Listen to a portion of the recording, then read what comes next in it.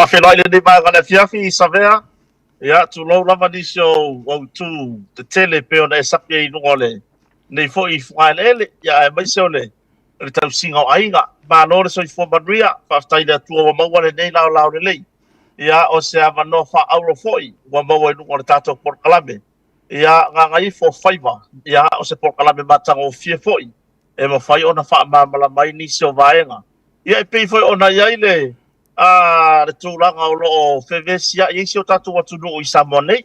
Whawhenai fo I savea I le mamanu o tātou atunu, ua mawhai o na whatasi le tātou porkalame le nei a fiafi.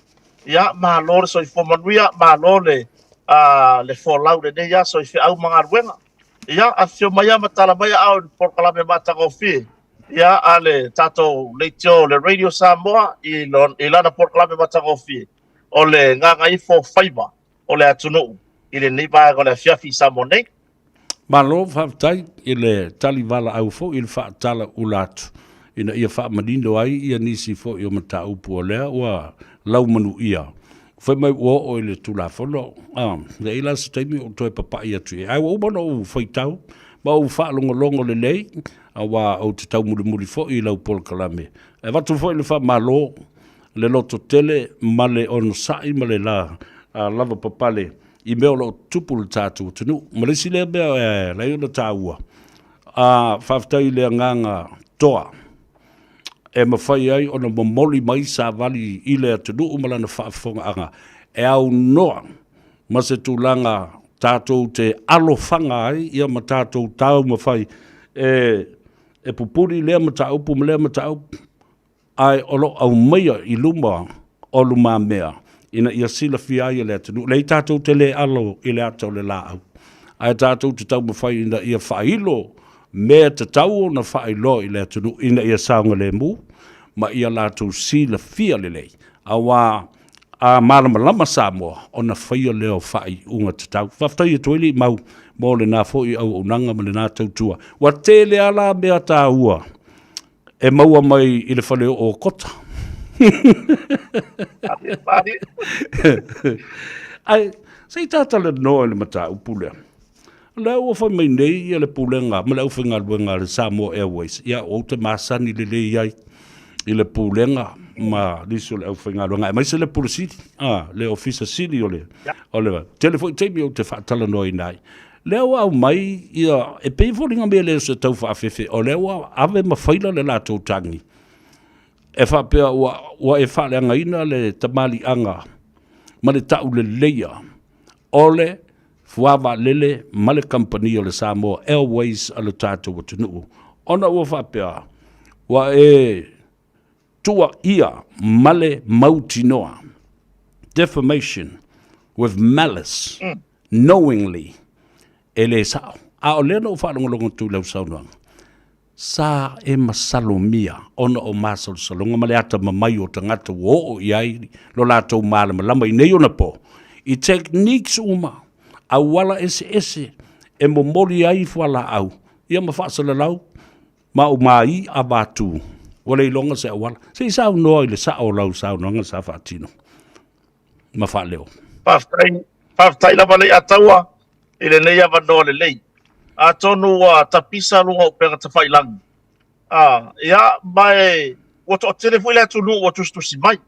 Tustusi mai ma whasiri mai a tea upo le ale tūranga o iai. Ia, le ataua mora sira fia le atu nuu. A tonu, e manino ia o le vaenga sa o tala noa iai I le vaenga lea. Mai, o le amo moana o tali le vaenga lea, o le whapea mai wa avele I le ofisa leo leo. Ia, o le lātou ia tau lea, rea tau aman whafonga le tunu. O le lātou ia tau lea, mai o te whapea atu. Au mai la, au tau lan tupu mta upura. O te le au ata pe o te fefe, le whafonga le tunu. Le ai, mako o fefe po o sa upupole. E tau whala la mai tu langa lea, meu ave o fisoro, leo mta upule. Langa leo te nofua uia male manino. O lau porkalame sa whai le pō le aso ngā fua, aso se full fitu o le masina le nei o Februari. Ia pō le atala tō le pō. Le sa au tala noa ai. Ia mana tua le leo nai vaenga I e whailo le atau. Awa, ue leo o se tustala. E wala I sini le tūlanga I le tustala. ia malo nei foi fatau va ai fai ngona ia foi tala noanga Fo ia. o tele ia ma fatu stala ele i maua so fai longa fatu stala ai o le tele o vaenga o lo tala noa ia uia ma pie tuli mata i le tunu o vaenga fo ia ai mai se lava le pui pui ngo so tatu atu no mai le tele o lo i tau te tele Lia la. ai mai se la le mata upule ne fo la fasaina le ataua ua matua i fatu mo tu mo mai tono le tunu le mata uti o le sau ma ua o tatou va ai i ona i tuongaonga. O tatou tilo mo tau mai tau mai o tau olo alalam papa au ia tunu mamau. I tuongaonga. O le vaenga tonu la lea e lea lai ona. E le i ai foi la se vaenga o la upolkalame lea. I le po lea songa fua se fulfitu leo fepon. A mea nau whape atu ai. Ua o mauti noa. Pe o te whape atu e sao. Na au mai ni whala au whasai no le aisa. I to tonu. O le pusa mariu nek. Na lia e no le tūlanga. Le wala usina fia umai le tunu. Na lia e no le tūlanga. I le afianga o tangata whainga ruenga. O le Samoa Airways i tūlanga i whala u whasaina ma le ava malos. To e fo i lo leo le manatu i le tūlanga. O masalo miyanga. Matala ferania i le savili. E pe ona iai. Masalo miyanga. Oni au wala whapea e mwhai ona whau whale mai tūlanga i whala u whasaina. Ma le ataua man whafonga le atunu. O waia moso oine. Sa whaapea o nā ngiangi mai ai to tonu. O le company wa alele. Are Samoa Airways. Eoi. E le whaapea la ana utara no atu. A meo whai atu. Wa whai mai pai mala whai. E sao na au mai. Aisa i tono le pusa mariu. Nei se i tū lou lava. Eoi. E le eisa tūlanga whaapea. O le ana nginga i. Ia o seo tau so lava masalo le ataua. Mara whafonga le atunu. O le aunga mara whamoe. O se whamanatu, i au wala ese. Ua mawhai ona au mai ai, whauru whale mai ai la atou. O le lato mata whai oi lea, o le whaunga ina o whala wasai. Lea la e tatau, o te ofo uia pe awhape le opiki ina le vaenga se i tūre lei. Ai ua au mai lava le vaenga, fo i lea e whai o se mea, fo i lea, i la ua ai le mata upu lea. O se tau whaleanga mo lo nei tangata. O te tū tau whaleanga le vaenga wa tusi lunga o le lato mai lunga i le tū lau le malo. Ia o mato i mawa lunga le mewa ave ia mau hante whasi waila na mtau. Ai o le manino ia. E au noa wa lato tusi le mai lunga le lato press release. Whapea mai. Wa o whai atu o aisa ia na au mai le tū langa i le pusa mariu. Ioi. O aisa ia na au mai. Ia ai o lea lava o lea lau te whatatari ai. Awa leo o te tali ma le mautinoa. E le i ai se vaenga o la porkalame na uwha pea tuai. A mea na maini aisa le pusa mariu. O masalo miyanga. I au wala ese o ta pena e au e la tau o lo whauru whale mene. E au mai ai. E se vai wa uma o na au mai i tono o pusa mea aise i tulou. O pusa cereal. Uma na au mai tono o whang kofe. Wa au wala ese o mai e le atunu. Ia ai. E ta tau ona o tātou tilo o le ale sao o le nei fo i tala noanga sa tau mawhai atuai le nei whatau wa. O le au ngā mara wha moe ia tau fia le wha auru whane mai o nei fo lau whasaina. I le mana au mia si o tātou atunu. Mara wha lau lapa re ataua? Alo, sao doa. Bau, ese le tau o le tātala noanga le nei a wā a mata mai o. Sila mai wha uo ia wha pena fo i la tau o lo ngā lue. O lo ia ma i la tau e ona ia le su lea o wawa ai atu a pe o whaafefe mai oi. Ia, na lo ta lo wha ia ele lei, se e whaatali pea. Po a whai lai le nā mata upu. Ia au te pole, o lo iai mosa ma lau perfeta. Ma u te tū o tu fo i lango le mea lea. Leanga o le upu i le upu sa o tilo ma o toi mata ma whaalongo le lei iai. E le se soli tula fono wa e whaia. Mea manino le nā le whaafunga mai le tunu. I le upu. O upu i e whai. A wha peritania. Allegedly. O lono winga. O lo iai le matenga i le whale. O lo iai le masalonga. Ioi. O le woa tātou o le masalosalo. O le fualea. O le au mai o stangata o ti tono o le pusa maliu. Ai mawha e le mawhai o na si e le au whainga le. O le si la tūlanga le nā. Wa masalumia ilo. Ia wheni pusa pa whapea o le mawhai ona si i pēr whai o iai ni contents i tono le mele. Ai tele i whai atu fōi.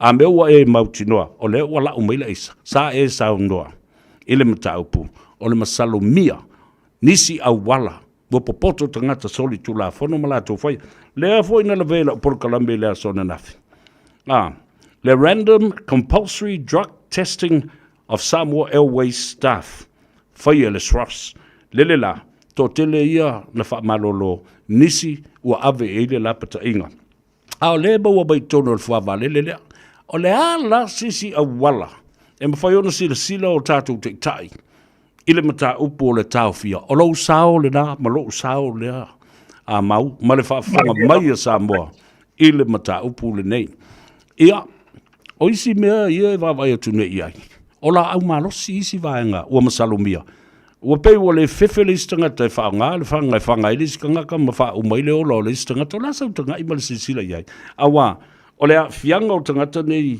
i meo fuala au whaasaina po na koti ona lato le fefe lo wau fele lei ua ese le atu maunga ua o iai i le isi se toi fefe whaanga se la au malosi ma le toi popole fo se si le saunga le mua le ola o le istangata la sau tanga i ma le sisila iai le mea na le tupu mo Samoa Paftai le ataua. O tūlanga o ngā honga le nei e leo na tapisa la taita tala noa. E leo na tapisa.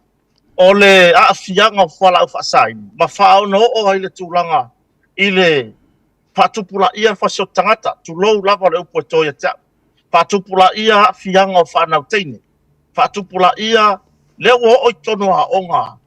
Ia tūlanga o whala au whaasaina le ataua Samoni. Lea na iai mata putau sangante na ia mtanga wengo manu na malo.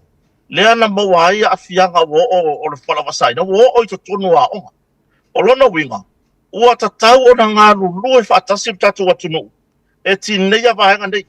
O le mea fwoi nei o lau malos. E le heini whale whaua ini lau malosi Samoni. E tasi ale le mea sau i lau malosi e whaau whale mai isi atunu. E oi. O le tūlanga fwoi lale na. E ma fwoi na o fwoi atu.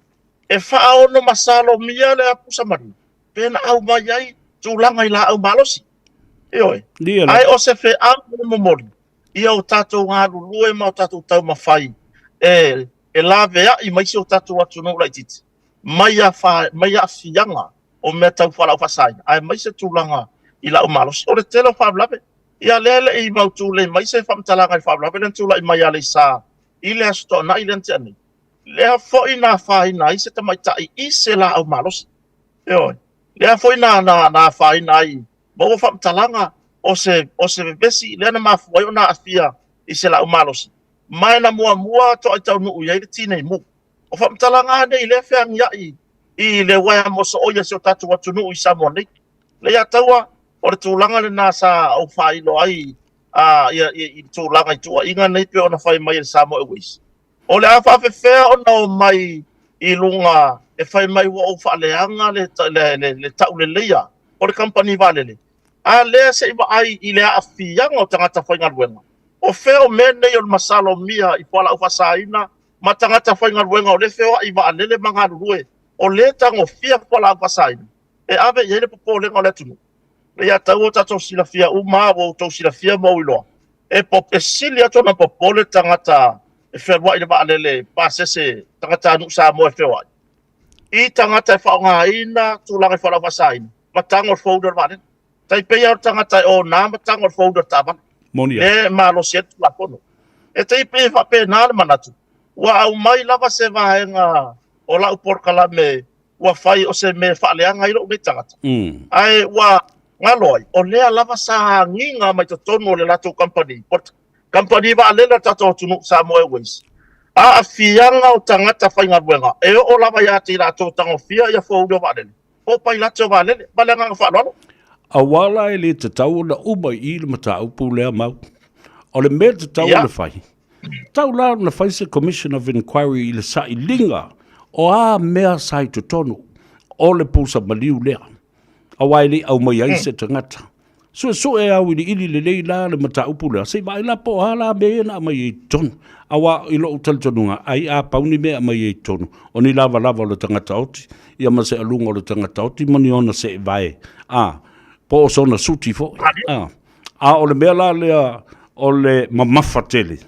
Ma se tūlanga whapena. E masalomia. allegedly, o le masalo mia, o masalo salonga. E te tau lano mai e tau tala mai mai, pa le alfa mauninga pe a mai ni ata pam, e tau no lo fiso le esu el mele. Ia anai le a vea, e wha ngase scan e mawhai o na su el mele. I oi le ataua. Ia po manino mai dapat whafonga. Lia i Ono le fonga wa to ulu ia tibunga i Samoa. Ia o se tūranga nei wa malu ai foi le fiaf. A o tūranga le na. A ta nga i lava i le mata upo pe ono tatara no ai. I la upor kalame ma le au mai ngai lunga le press release ale Samoa Airways. O ina le fesile ya lo ta mafofau. Po le a lava le matu ya ai o le a foi le whaaleanga o whaia.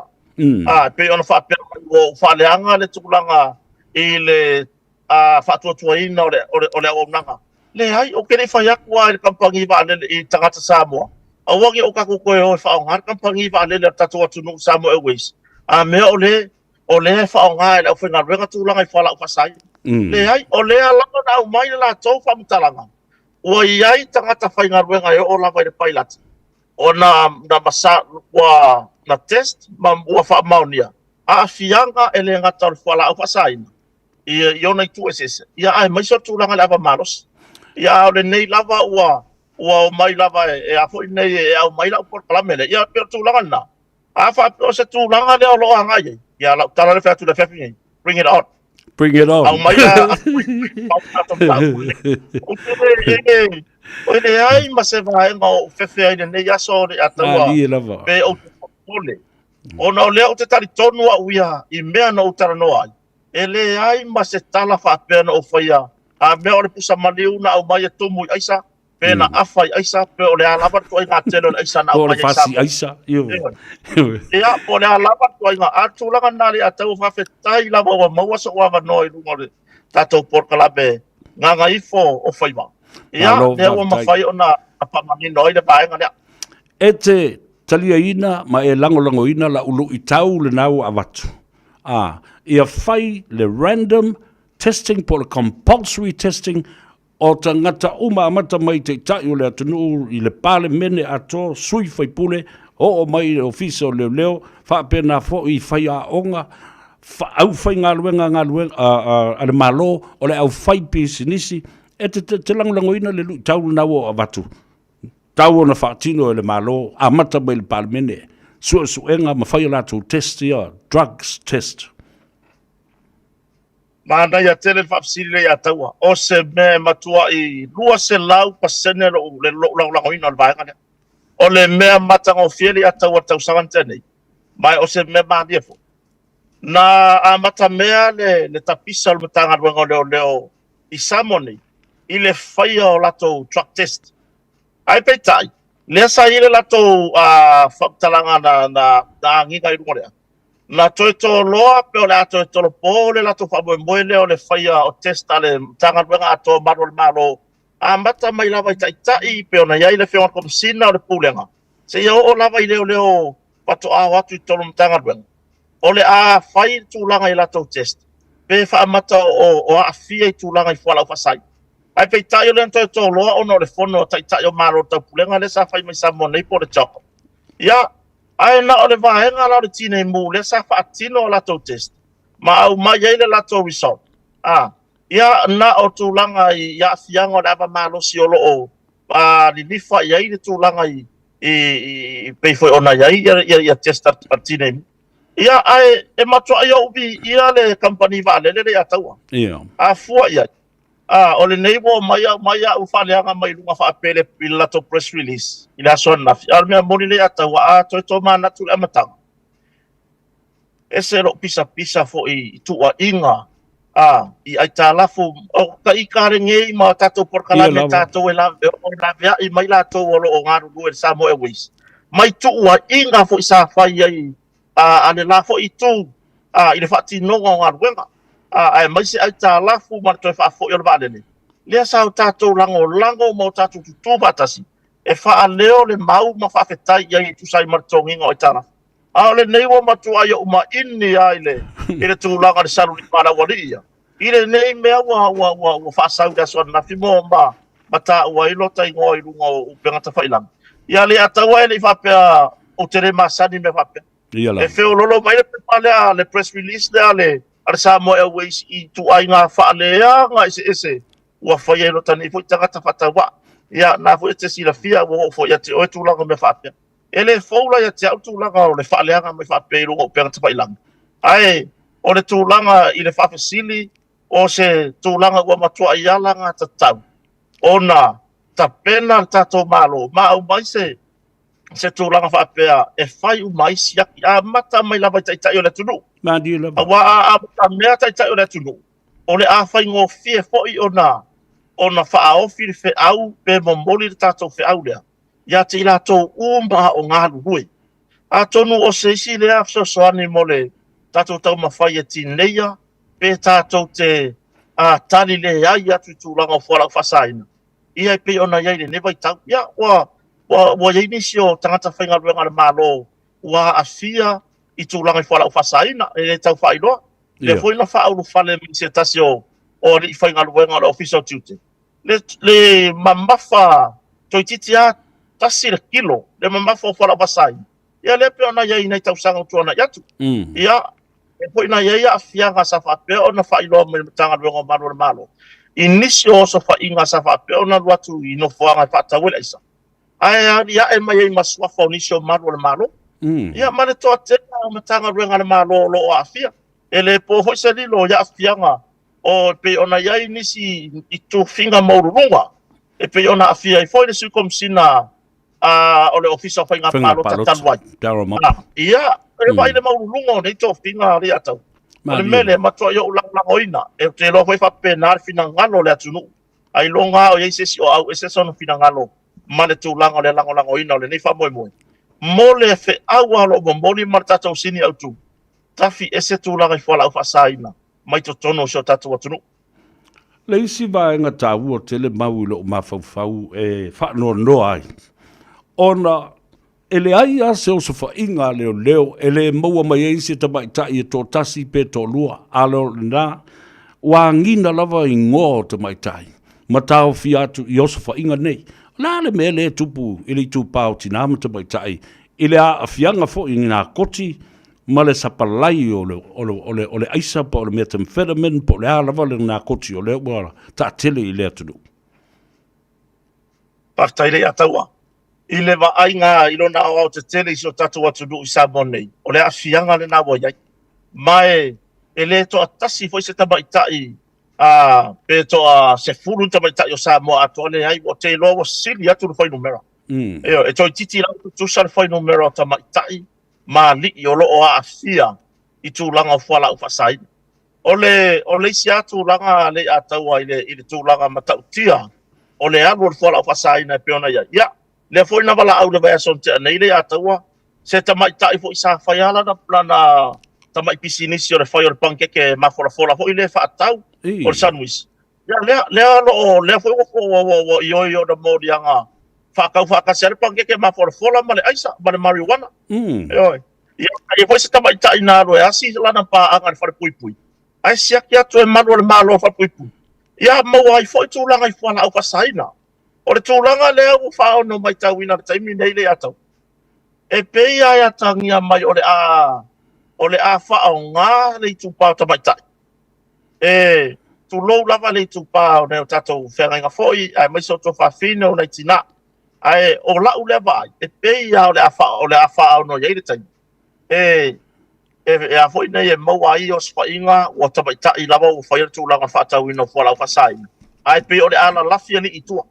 Ia, leisi mata upu tele le se 10 kilo le Samoa mai se pisinisi Samoa nei. I le ito maro whale ata numero tasi.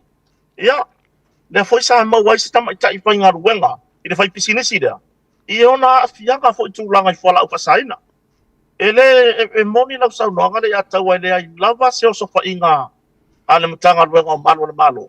E le maua mai ai male i tūpāo tamaitai. I to tonu o whale po no whuanga. O loo whai ai le tūlanga, le sori tūlanga whono lea. O le whaafetaua inga o tūlanga i whala upasaina. E sila la mau ia i nisi o li poti na au mai. O nisi o tamaitai na maua i o swainga nei. e a maua mo lātou maitanga po maito, tu lau whaafonga le tunu. O tau sila la i le tuai ngā tūpulanga lea o le a tupunga mai i le mea lea. Tātou popolenga na i a tātou whanau. O tai o le malo, manuu, maainga mo atai au.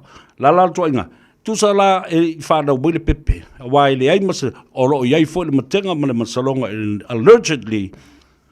O lātou umane, they are all users.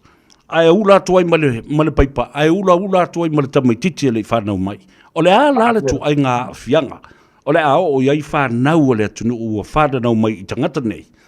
Ma le a fianga foi, o le soifua malolo ina mlo tanga ruenga. A wai whanau mai pepe nei ma mai. E whanau mai le anga ulu ma mafau. Langa foi o lea a fia le mea lea. Ia o tupe alu na i le whale mai. O tupe alu i tautonga, o tupe au mai i whafo o lea tunu. Mō tonga whitinga o toi ngā tupulanga la i o lea tātou te mana o ni iai. Vai atu le whaafunga mai le tunu, ma le whaalo alo mau.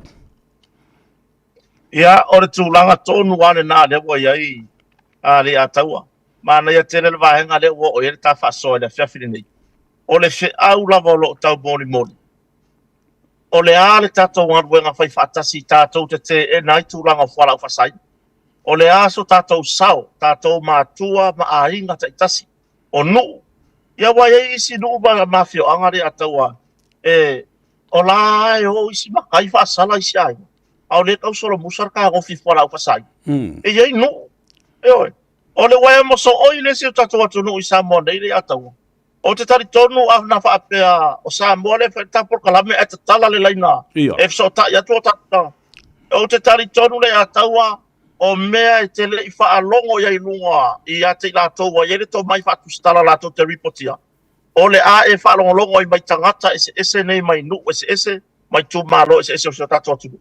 O le tūlanga lana i le waia moso o ia iai Samonei. O le matua i mata utia o vaenga o lo whaapea o na tūla i mai i tutono le atunu. Ai le o mawhai o na i loa. Ioe, me fui la le whawhetai i lunga o penga ta whailangi. O lo mawhai ai o na sila fia ele atu no nisi o mea o lo tupu. Awa o le toa tele lea o lo iai nei. E la tau te lei loa mea o lo tupu mai le si tu. E peifo ia o le soifuanga. E ka kasi le ngu e ngofo ai. Ai ka kere i loa whawe lawe le ngula i mai le si piko ngu. E peila o le tūlanga na. O le au ngā lava marwha moe moe o nei a tātou taranoanga ai mai se fo i le pokola me matango fie le atau. O le momoli o le whi au. O le a sa tātou ngā ruenga, e tātou te ngā ruenga, ina ia fō ia. Le awa sau ruma a fianga o le tū pāo tamaitai, wa iai whanau talavou tamaitai wa a fia i tūlanga i whalau whasaina. Ia, o le alo lato ruma na i le leo amau. O le aso lato, e whawhea o na toi tapu e mai leo langa, o le ase ngā ruenga tātou mālo e mawhai ona. Ia, ai pei, o le nei e tau wheo lolo nei e tātou wheau o lo mamori runga o tātou porkalama. Ia le nei pe wa vele momolio o nai fe au ia mambea foi le wa pasanga mai ai nisi o au malolosi ia pe o te fai ngo foi oni au foi ia ele lopo le ale lubana ye tau nu ia pale nga fa alo malo va tai fa bata o le tātou te tapisa lava fo i tangata o le tātou o tunu ai tātou te whaangalo ma le tilo sao i le mata o le matangi i seina ia e taunu watu lea tunu, ma lato mea ia e whai. Awa i lo utali tununga tasi lea ma tā upu e sili o na tāua. Langa o lea fo e la wa tātou ta tala ina nei lea avanoa. E o mai fua ai seina i lea tunu e le to e amana ia le whai o ni visa. A o seina fo e la wa nofo e lea tunu ma e o lea o mai tutono. Wha mata, ero iai se matenga ma le masalonga. Ia i la tau fo i nei o wha au fale mai ai ia nisi o la au wha sa ina. E le ngata i la au malosi, ia wha pena fo i wha la au ma le nā koti i tonu o le tātou o tunu. A le akau ke pisa, a le milo asa inga i ma pingi aku le mea, pingi ange le mea. Paftai le ataua. Mana ia le vaenga le wai sau noa iai. Ia le ata au mai alama ta upu le sa tula i mai i siusenga. Le saina le asa fiai ma whamanu adi ai se maru le malo i se la au malosi. O le aka au mai sa inga ngaka ki karakalangoa i atonu e taliemi i le tawhafsiri ne fiaf. I le tūlanga, ia o le la au malosi le na mawai, le na whaiere soni ngā tūla whonu, e le whatangaina. E oi. E le I resitala ina fo I whatu la fono. O le fisili. Ia o whea ngaru sa inga e mai. E tasi ale upu fo I tati whaongai. Masalo mianga o mai kongo lako pusa o loa. Le ia tau e mesi mahenga I le saina lea. Na matua I ali ia e lunga upenga ta whailangi na ua. Maua whapitalanga I le saina lea. Ma moria e le mtanga luenga leo ina ua. Iana sori ngā tura whono. Ali ia e mai no I lunga matulanga. I whapea mai a nisi o le atu lātou te I loa le saina lea. Ma sao lātou ngā rua I. O le sainga lea kango fo I tūlanga I whalau whasai. E oi. Kango fo I tūlanga I whalau whasai. Lea fo I la sao tara noi. Le sao por kalabe. I le whatua umai ora tupo le melia. Pe le whaongo ono mea ona tanga I le matanga luenga o leo. Si whaonga ia ngai waya moso oingi. Ai whaise ka pepa se search warrant. E search koa a seka saingangi. E whaamaka le lope ke wa sao le nei waya moso oia si o tatu atunu. A wao le tele au meia e anu waya moso oia taimi nei le ataua. E ngwa waya mo ioi. E sao. E sao le leiba wha maonu. E siri aku le sao meia e o lo o whiang ia I lunga o pengata whailangi waya moso oia. Ngai lo le tulo wa le ia I la tofo I le vasenga tu stala. Ngai lo le tele o mea o lo fa peona ripotia e le vasenga tu stala. Atu lo le vasenga malo tu stala asu tatu atunu. Ai o tu laku na. Le waya moso oile e ia Samoa. Ona o le to atele o le atunu e la to te sila fia mele ataua. Ai pei o le mele fa manmanu. O le fa sala I le nu. O le loka I leo. E oi. O le tele o mea tāua. Leo lo la to sila fia o soli ngā tulafono ese. Ma afianga ese o tulanga I whala whasaina o tulanga I isi soli ngā tulafono. Ai pi la to te fefe. La to te fefe whailo la to tangata o nor wha malu mai o le tuli. Tuli marangaruenga. Whatea malenu. Pi ona I tulanga ia o le tulanga tonua lea ua le mawhaia I ona wha leo le tulanga lea ia tatau o le isi tangata Samoa. Ona o le wha malu mai o le tūlanga. Pise wha matau o lo tie e lunga tumuai. Ia vahenga ia. Peo se au tari lea I tu sai male nei. Ta upure atau. Ta fitai sa uloa. Ta ua tele le ta fitu wha I le aso le nei. Te mua le nei ua ta whilo I lunga o le Polokalambe o le nganga I fo whaiva. A tonu fo I eise tai au I le tano awai. E te maua I le sao. O le sao lea ua ta tala noa I le aso. I le wha fonga maua le atunu. Tātala noa I le mata upu lea. O le se senga o fetu na inga, na whaia e leo, ma le saina, negotiation. Le winga le upu le nā, o le tala noanga ma fetu tu na ina ia whaamalia ina le manatu le saina. Lea na ia tāu fia whaamalosi la au malosi ia se tamai whana, ia le tamai tai. Ma le tūlanga na iai le mata upu I le tangata leo pōkaki. Ma leo atu o isi leo na afia ai le soifua mamaliu ai ia le sunga ia peni amina. Lea no talitonu. Wo I se teimi wa te tau o na whaia ni la po o se vaenga whaapitoa Special Arm Squad a leo le atunuu. Ina ia ori toi tulia ni tangata whapene na o nai leo e o eleini ni ofu o na bulletproof vest. Ma se e vai, ma pūrou, ma iai ni ala tau a upenga. O leo o mua whasi o ti mua e po kaki le si tangata ino whali. La tau te sila fia le lei. O lo o wha a upenga ina le tangata lea. And he's dangerous. He's armed and dangerous. E wha whio na turi leo. E o wha sama noa ma wha a te I whata I o. E whaafsanga I mare pulwhana ma la au malosi la whaatalitali mai o. La so talitanunga o I se teimi o te tau ai o na iai se Special Armed Squad Force. Ale, fita po o tātou leo o tātou fita na. Partaile ataua. I le tūlanga le matanga luenga. E iai le team whapitoa le matanga luenga. E whea kai matu ai ngā mea whapea. Ai maisi tu ai ngā mata upu o ngā o ngā whapea. E iai le team whapitoa. Ai ona o le tūlanga foi lea ua tele ana whao ngā foi lea le matanga luenga le ava whata. E pe whao ngā e soala upule mua. Ai o le tūlanga nei ma le suia inga o le soifuanga wa eile atau. Wa le o te tutusa. O aso ia po le a le o ngā o ngā mata upu sa iai. sa mawhaia o na sa whai lalo mataratala noa.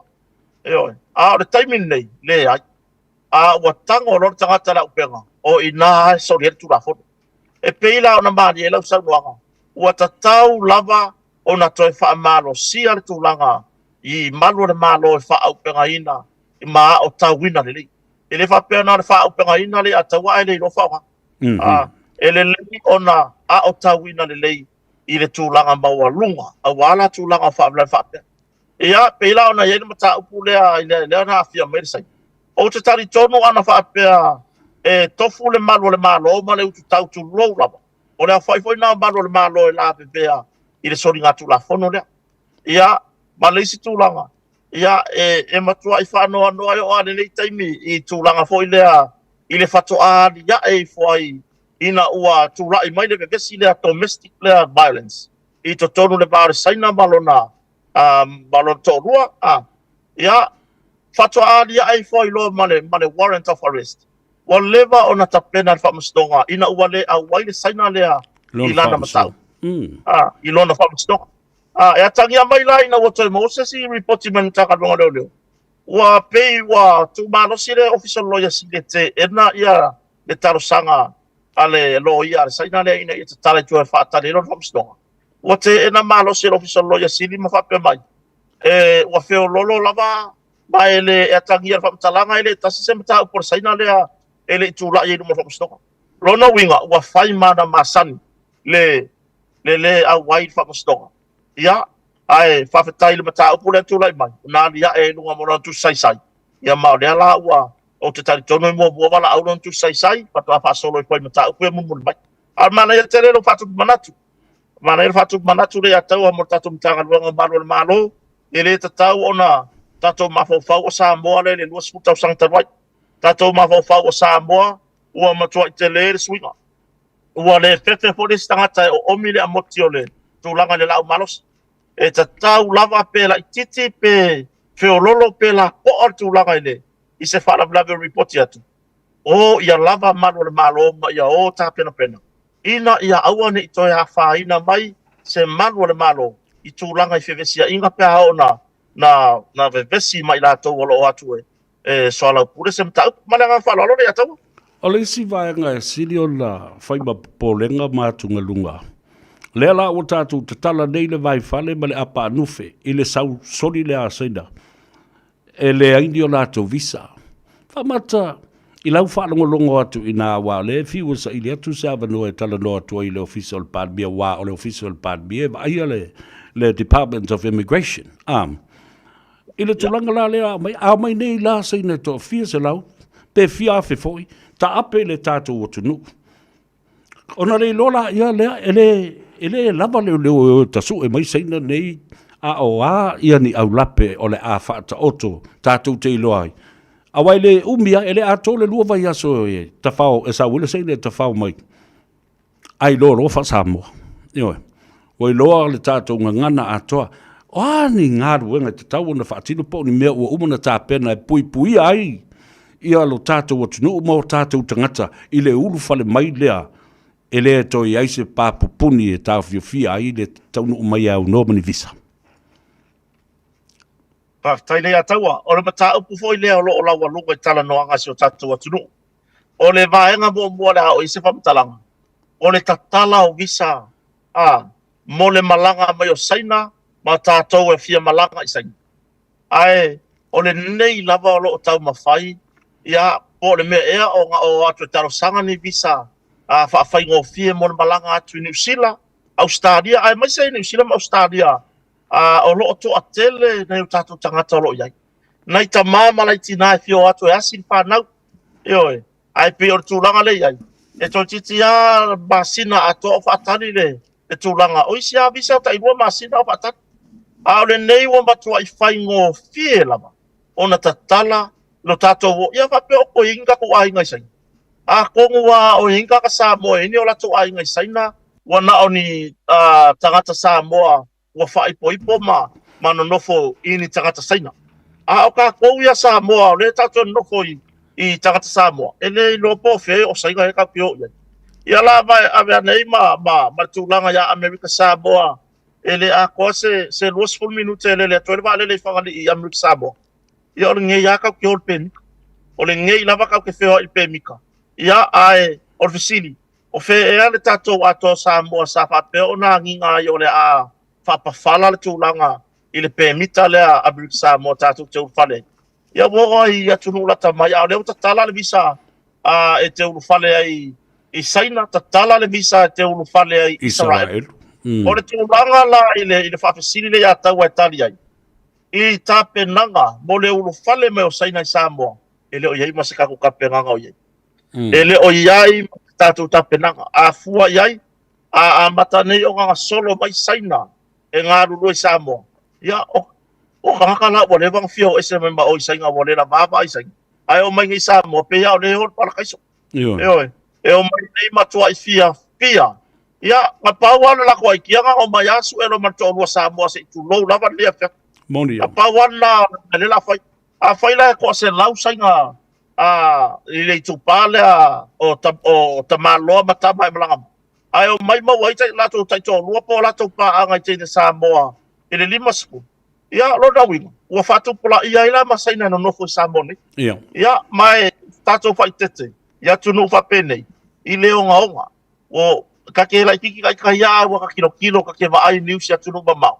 i le onga le tato wa ai wa matau na tino mai ia tūlanga i tūmanga nei tangata i le se fefe io ai ma se fefe ku mai fa pa ma le fanga de la vele manu le manu e fa pe na wingo tangata ni o tato i Samoa e fa ilong fe sili le o mio mo ki pele ai e ma fa ma pie mata u tu la fono a tangata nei le ai ma se popole nga o nga koa i lunga a moki ia le ala tula i mai tūlanga de mai alo fa la i matanga wenga leo a wao la tau lava nei o lo pito i luma i me whape nei pe o ni mata u whape nei ia talo fai ia pe le se furu tau sanga luma na i o atu iai wa onga tūlanga i nei mata u kum whatu pula i ar community e la usaina i Samoa talo fai nei mano le maloma nei tatou whanau o lo ngā rungu ni mtanga luenga ia ia whaina lo latu soifua a wale tau mawhainga le vaenga le piona e saunoa iai le atau Manatu o le ngalu mua o the first wave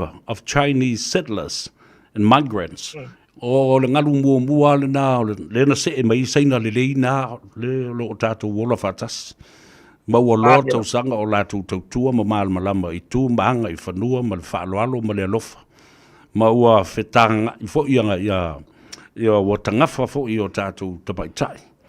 Lea lavana tau mawhai e tau fiofi ia le nama tau pu lea lau marama saine a o le ngalu la lea o saua i loa le ngalu lona lua lea ma lona tolu o le polenga le iai e le ngata o le au mai e fo o na koti tonu o a upenga e le whaatakaina i le tunu a o le human trafficking o le mea la lea u te whaatua nei e le iasa mea le o isaina i le whaia Chinatown, New Zealand nei, Australia, Amerika ma Hawaii ia o nisi nao pisi nisi o le a fia ai ta mai tai la iti o le tatu o tunu ma tupulanga televou o fale talitane o fale talifafine o mea o mawhapena traffic atu nei ta mai tai Samoa isi atu nuu ma isi atu nuu o saina ma le lalolangi atoa ai au mai isi mai tai tonu ia o whainga fole whaatu ina nau whaaso toma ma kumoro ia ma whainga na tale tane fa yela to fale na tali ia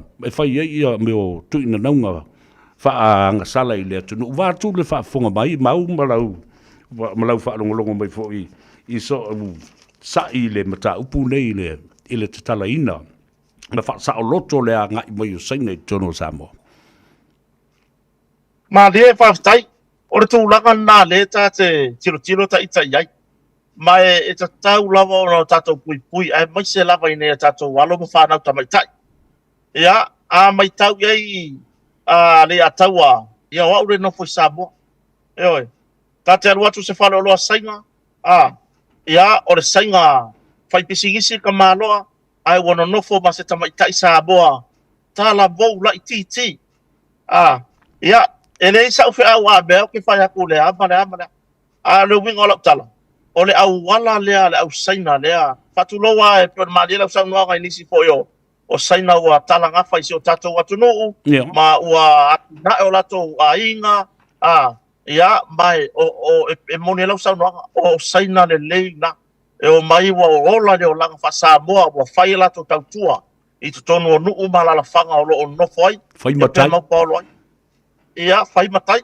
o isi saiga ia le mulimuli mai nei o le tulaga lana e o mai foʻi lea pei na paua lea o le latou auala o le latou pepa nofo mau pitosili lea ona malosi sa mo nei mavavu o le suʻe o le teina sa mo e nofo ai ia a le whanonoaga la i le talavou o nei whanau tamaitai ia tate ofo foʻi taitai matua e oe tate ofo taitai i le tinā o le tamā o tuagane i le tuu ia ua faaseseina lava i tulaga i tamaoaiga ma tulaga i le vavaai atu i taavale o fale o nei mea uma e mafai foʻi ona tatou ausia pe a tatou finafinau ma o tatou ola i mea ua faamanuiaina i tatou ele atu o le faatosina pitosili lea na fai e saina o le tulaga i tamaoaiga io ma seʻetia ai ia le vaaia alo ma fanau tamaitaʻi ia na te ia le ua fai ma le tauina ma le loo matua ia o lou lumagaʻi lega e oe ae gaga umaga ao le saiga kai pe o le saiga fai pisigisi lea koe kikiasola lea na toe vili ana taʻua e pali'i moalana le taʻua e panoa na toe vili aku ale kamai kaini poki aku ma ai le saiga lea lako e sola i lon kolua mogi lai o i saiga ae kiaʻiga ia ioe o le tulaga lenā aua neʻi faaseseina i tulaga i tamaoaiga a ngā fui le nei avanoa e momoni ei le wheau tāua i nei o tātou tangata ka ko wola ma tātou finafinau ia le ai ma ngai polo keki o miliona le whanga solo ia mau haina ia tina e mo ainga ia a tūlanga i le whato sina lau saina ia pio tūlanga ta mau ainga tūlanga i oloa ese olo whato sina i lau saina i alo ma tamaitai ma whanau tamaitai e so tātou atunu. O mana tua le si tala i palolo fole le sua malie lole a papalangi. Whapena umale mea lera o tūlai mai. E sua malie ia lole a saina ia e whaalata ia tātu. E a se sila lai le a fianga. No nofo i malisi teine le wa tintilo el te leo o wafu o saina i whapena o lato winga. E le tasil to lua le lua e le tot. E ana wawaile ia. A o mai foi. E su e lava e tau mawhai e su e se whanua. E no folo le teine, fai lo fa peponga ka ua ngofu. Fai le fa peponga fa nau le teine. Le ua maua le a ia te tau. E ma fai ei ona fai lo na sitiseni. Le fasi whanua le na. Whana whanaua i lava la ia lea ma fa pena i lava. Ale motu ngā tuale na alae ngā solo mai a saina ia le o tā fia lava le solo mai o saina maona mo lātou ai. O le mea tu lai mai a i tātou.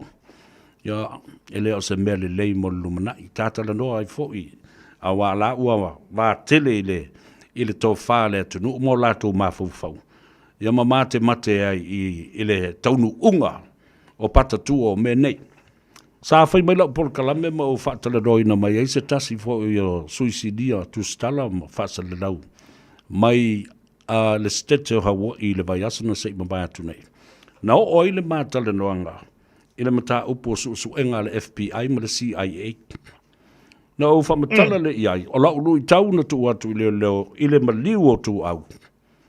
O lewa na tatau o na maise me tau o le ora ma le court e tau le subpoena. Ina ia tau fia mai phone records uma, phone datas.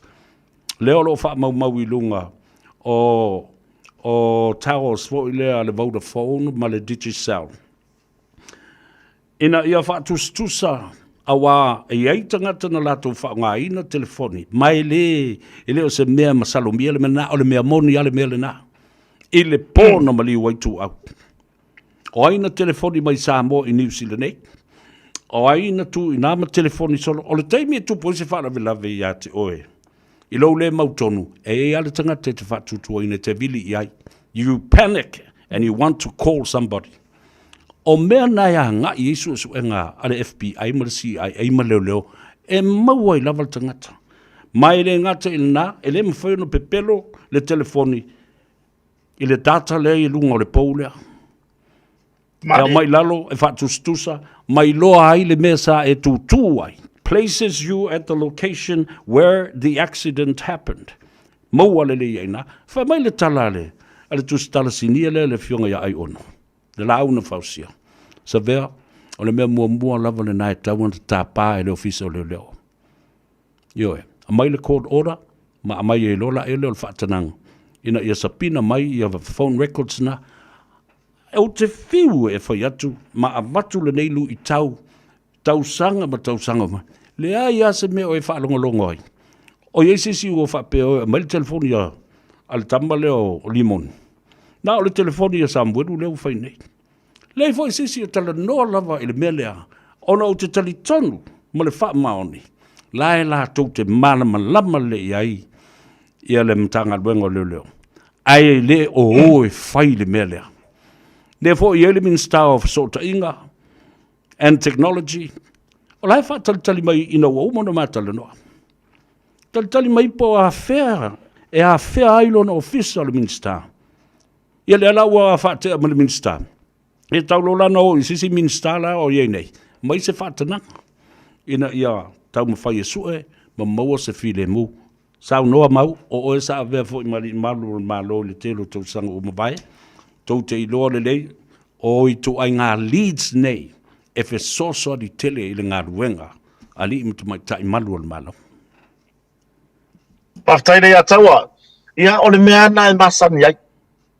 O le mea nai masani ai, ia le matanga ruenga malu o le malo. Ai peitai, sisira fui nei ataua, e pei ona a nginga le mori maua Samuel.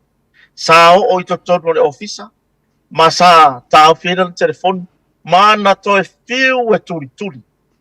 Mana fiu e turi.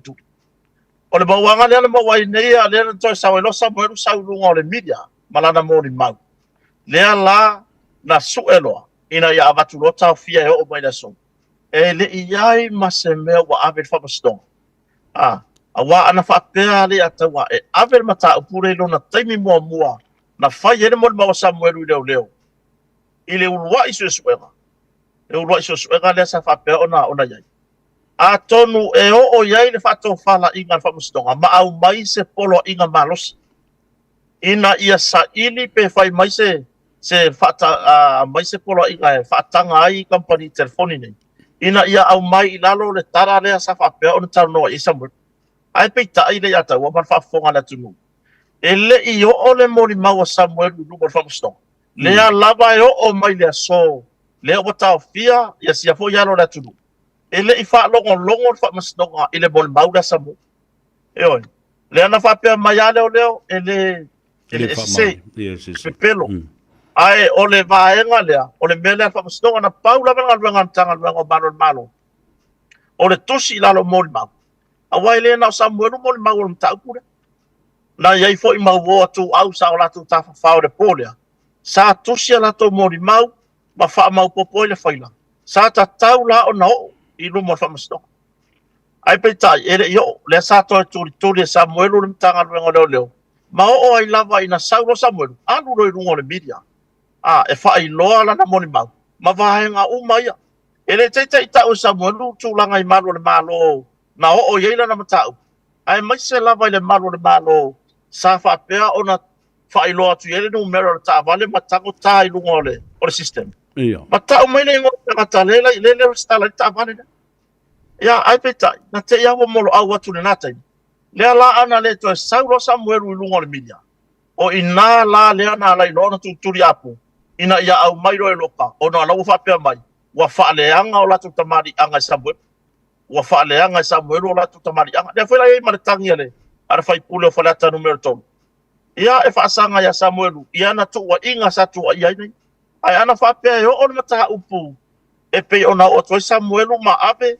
Wa ole au te lenga ona mataha upu nei nei a taua man whafonga le tunu. Ana whapea lu watu Samuelu malana mori mau. Le ulua i taimi. Le ulua i susuera. A watu lo mare. Mar whai pule o mato i tu malo o whalata numero tonu. Watu e whai mori anga. Whape ne o file mu le tunu. A watu i luma whamasidonga e whaalonga. Watu whamasidonga. E le whamani e ina, le mori anga ar whai pule. I le mori mau a Samuelu, mai nato na mori mau. E au mai na whamastonga tat. E whapea mai whamastonga, e leo iai se malo sianga mori mau e whaamaoni ai le. Mm. Ai ana whapea fai whakonga le whamastonga i le mori mau Samuel. E te lea vaenga whanua iei mara vaenga leo e sauno ili atau. E au mai se polo inga ina ia, au mai le tara rea, mai company telefoni, ma au mai uma telefoni e pe ona whangai, e au mai e fisosoani le mta upure. Ia peo se au tari lea, le atau ane nei vaenga le fiafi, o e tatara noanga le mta upure. Awa amana tua mau. Tu sa pe te nofo matongi le sami le telefoni, pe te tango fo i susunu, pe whaaleanga, pe whaoso e lunga ki kapila. O le ewe ai se me mawhai na tape wa uma na wha mau mawina uma e lunga le data lea.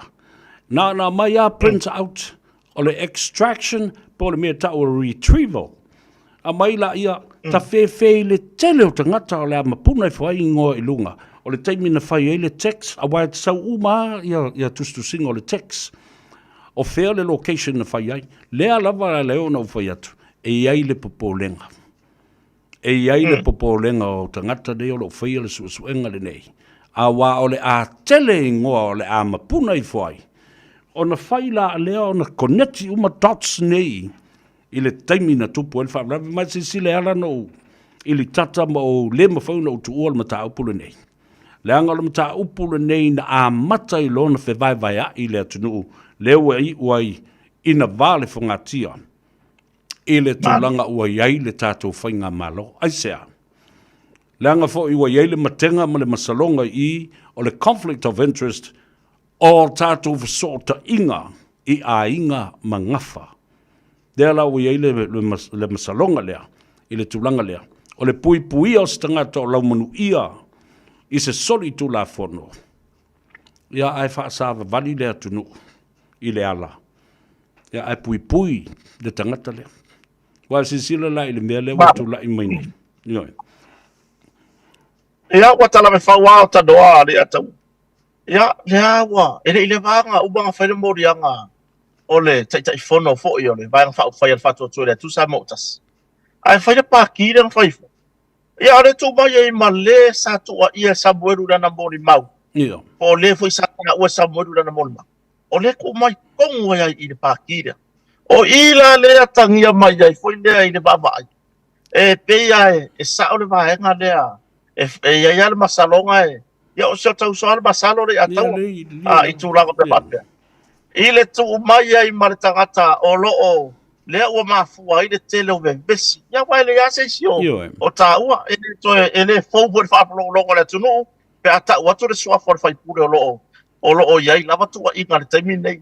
Ia ai tarosia ia le famo le famo stonga.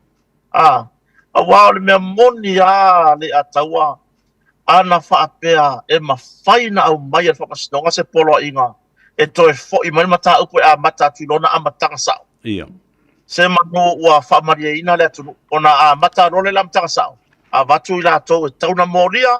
Moni mau e Samuel wa le whaamaria ina. Ona toi role le au ia Samuel. Ia pete i whapena le vaenga. Ia ai pita yo lela atato walu ya fa pele o aton o le nei mata upu e au noa ma se amata ia malanga falalo fa le tu o lela atato walu le fams nonga ele ngata i le fams nonga o le sunga lauli o le mali toa fams nonga o Samuelu mali o fa tau mala ma po le telenga i le li o le tu ya le vea o lise o le fionga le li foi pule af pule ai ia fa pena fo i male fionga i le sa avea ma minsta o whaatoanga ma whainga whiwa. O le mea tā ua o langa, le sa whaatala no ina fo i la vea, whaatau malamba i nei. Le tā ua tele o lana su enga sa whaia leo ua tuli i nei o ia. La au mai la su enga leo le na whaia mua, ma le su enga lea na whaia nei e la vea. E li o whaatau malamba.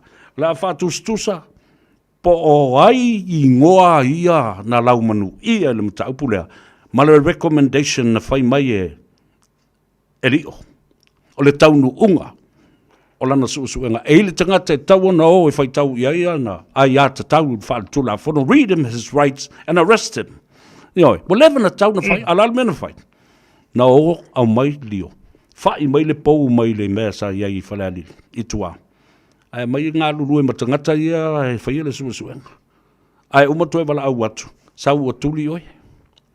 Oi, wa sisila iai. O le ao ngā nei. Le li poti na whaia e whaatau malamba. E whaatusa i le li poti na whaia. E le vasenga o leo. Ma i la tau na susuea. Na u whai atu lava i alvea. Teu le whamai o lo teu mau. Wana umalol sa ilinga selini nei. Whai atu le talanoanga o i la lo i lana lo ia. Nana KC.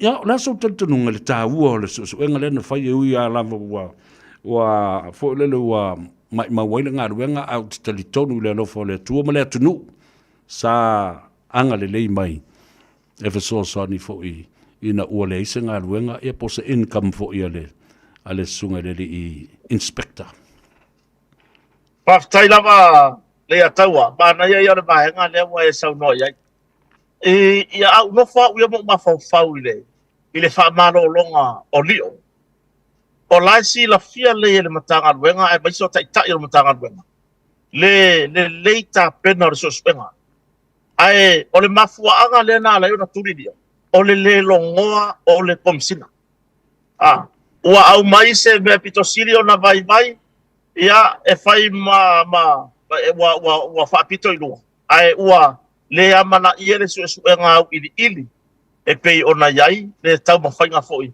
ia ele selu foi le foi tamari ia le tofata ele tele o na sauta o mtanga duenga ai mai se ala vea o le si le ia fai ngole lo ia mtanga duenga o prosecutor o ia le fi na ua mata upu e itanga tala fa pui taimine sa fi na e di o la to faila ile tua leo ma le la fa pui o mata taimine e lava la le si la fia o sia pui tamari e tu sai foi ma tu la fono ai peitai ia pe ia e na tangia mai ia i le fatino o nei fa mo ngo ia pe fora na o le fam sno fa leo ia e fai lava ia tu langa ai ua ia lava le tu langa o tatia mai e tu li lava dio o le lava tu langa ia tau manga fam sno fa leo ua ia le unga e fa malolo ma tu dio e pe tu langa le na ai talo sia le fa mo le ile anga ia tu fam sno o le ama fai o na fofola mai umai lunga tūlanga umasa nga ia susuenga fo ia a leo ia ai maise o nisi sa whapea ona ia tu whatasia whamatalanga ia matau mawhai ina ia whaatino mea mon ia ai ua pe pangalea ua le tutusa ia le whamoe mo whai peona ia male tūlanga fo ni whina ngalo le pūlenga le mtanga duenga vaenga buli mau kota malo whaleo au te talo ia walava nei tuturu lau whaleo ia mango le lei ma ia mautu leanga o le whaleo o leo sa ili iai ia le to tele o le atunu po le ase mea fau o afo ia o te wai ia pou o lau whaleo ai toi tangai ma toi sila i le moli mau a le sunga i le li whaipule o whaleata le toru leo lau munu ia pele ingoa ia limon. O te le ma sani tangata o Sam, te li wa ai mua fo ia Sam, leo lo wha mawina lava i le wha tala noanga i pētesa o lea, ua wha mau fo ia la upolo kalame, ma lunga o le upenga te whailangi. Ai te ua sauru tangata. Wha matala mai i a te au. Le mea na tupu le wha lawe le ia tu au. Lala utala na whaino, tulia e whawhamolo whale. Alu e whailau mori maure nā i leo.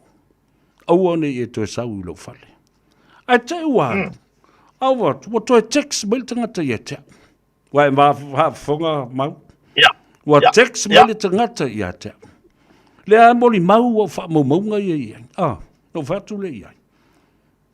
Nā sisila la i le la tau fi i lau whamtalanga. Ua e malamala. There was a relationship. E ai le so tanga. Vāvāla lata. Na whaafewhea o nei loa. E sabuelu, lana numera lana telefoni wālai o na texat. Ma whetusi ai le vālea. Telefoni a le ala, ma le telefoni a Samuel. O i le pelo i le melea. Kwa sisila ia i le mata. O le pelo fai pule. Ioi. Na pelo fai pule. Whe mai na te leiloa, le alu ma text mai, o le wha iei ana wha maumaunga. Ia le mata upu lea o le la fetusi a ingolo na winga, there is a relationship wa mena tonu fina wilo ya ai le maftanga mo so tanga oi la le pelo I le vale fe mai na tele lo tanga tele ele I ai mo fo ia a le wa fai ma text mai ia te ia mala fe tu sia I Texas ia fa mo ia ina le ta a le wa e sa no sa e le tanga tele pelo I le vale nang la ele mo Ya. yo ai mo moli atu le ngang faftai yo o lo tali vala au manino fo I le tele o nisi mta upumba au o fala I me o lo fia mal malama iai ia Samoa a o lea lava e tali tonu lo mafufau e tele isolia se tu la fono ia talo sia se I momoli atu le su a le vaenga le na Ia.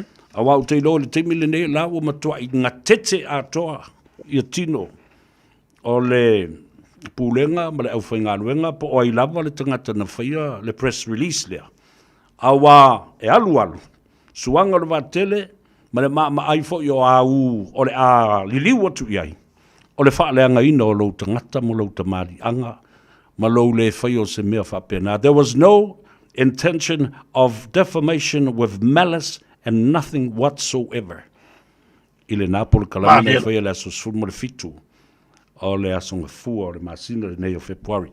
Tawalunga mai e lau sunga mau ia le tapol kalame le so malwhaloa. Whawhitai nei a taua, whawhitai lava mo le whaasoa matango fie, whawhitai le nei awa no whaauro ua baua fo I lunga o le tatou a porkalame matango fie. Nganga ifo whaiba I lunga o le tatou wala leo le Radio Samoa. Ia, na paua si mahenga mon muli o te whapa iai, a wai iai le autu stala sa o lato fisiringia, ia, lo ne fui whatau waa e tu saibar mta upu lea. Na ona te whamanino ala vaenga lea. O au e leo se tu stala. Ele I avea sa mata upu whatu stala, ma ele I ai fo sa utu spasi whatu stala. Ele o te lenga lue fo I se leitio po le alava. O au ia por kalame, ele I whaia sa ula I sen business I Samoa nei. A mea o restalai na ula business o le whaneo o kota mar whaneo le ai. O na ia uia tala noanga na mata o na whai ai vai atu. E fia ile mamano le atunu.